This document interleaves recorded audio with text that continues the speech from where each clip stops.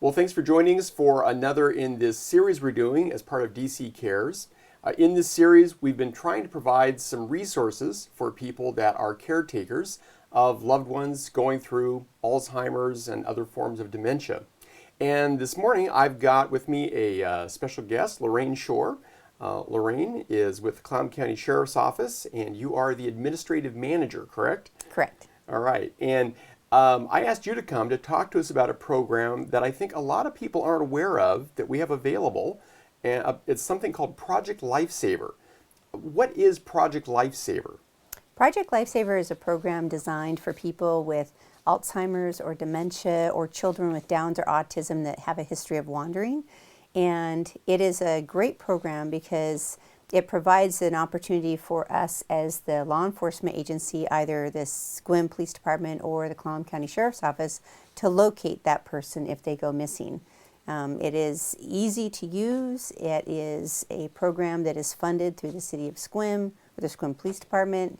And it is a very small device that is placed on the client's wrist or ankle. Okay, yeah, and you brought some things with you. What does it look like for the client if they're in this program? What do they get?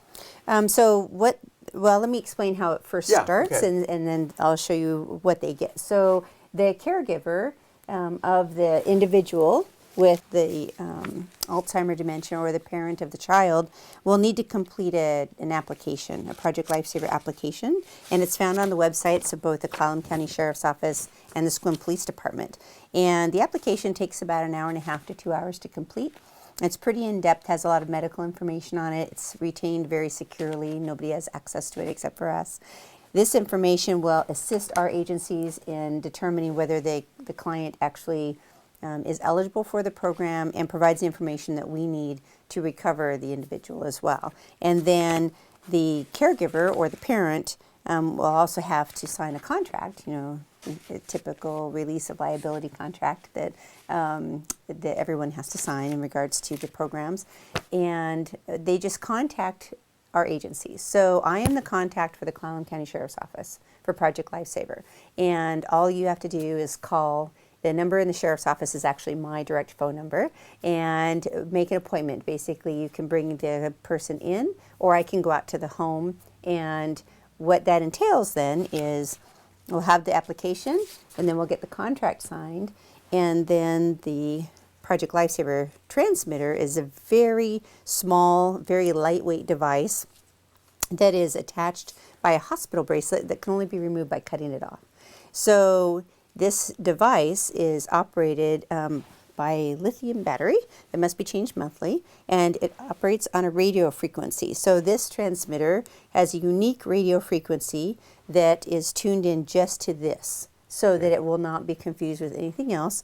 And the nice part about this system is it's not GPS. GPS technology is not that reliable because we have dead spots around, but radio frequency works anywhere and everywhere, and the signal is emitted every second of every day, as long as this battery is functioning.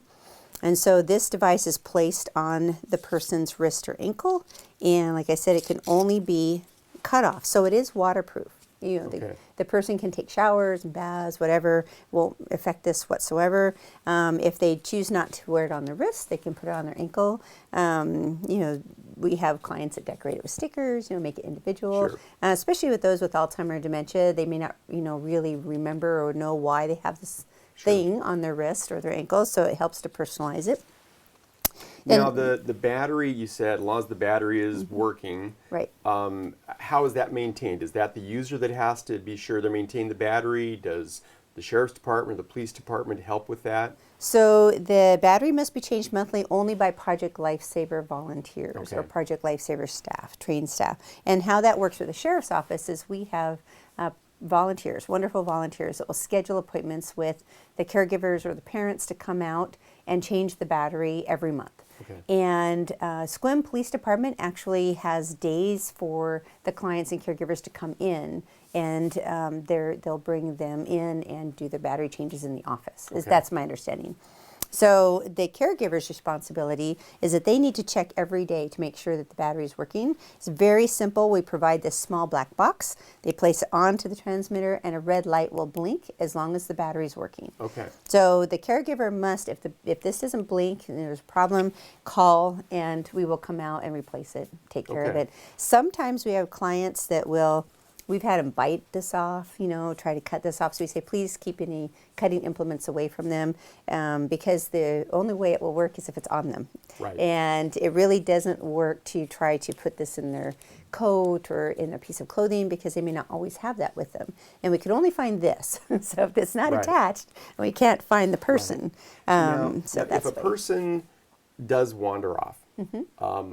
what happens at that point? What does the caregiver do? So they have to call 911 immediately. And one of the biggest issues that can happen is if someone thinks, well, I'll just go look for them, and then if I can't find them, I'll call. But that wastes a lot of time because sometimes they don't know exactly when they left. We have Alzheimer and dementia clients that have sundowners, and they'll try to leave at 2 a.m. or something when their loved one or their caregiver is asleep, so they're not quite sure when they left. So the less time wasted, the better.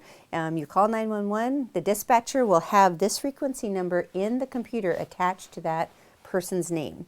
So dispatch knows when you say this is a Project Lifesaver client that they'll have this frequency number. And what they'll do is they'll notify either the deputies or the SQUIM police officers that we've got a Project Lifesaver client missing, and those officers and deputies will go and retrieve the receivers, and there are receiver equipment that tune right into this frequency, and they'll go out to the last known place and they will tune it to that frequency, and then they will put it on top of their car and they can do a grid search. And the receivers pick up about 2 miles. It's pretty good. So they'll do a grid search with vehicles to kind of spread out till they pick up the signal, and when they narrow it down, they can get out with a handheld unit and walk right to the receiver. Generally, a search is definitely less than 30 minutes. I think our longest search was 20 minutes. Yeah. So it's very, very I fast. got to go through the training a few years ago, and it's kind of fun once you get out with the locator and start, you listen on headphones and you hear the beeping and you're honing in on it. It's a wonderful piece of technology. It's amazing. Yes. And what's really incredible is, not only how reliable it is, but the fact that we can use this for, any client in the county because it doesn't cost anything to the caregiver or the loved one.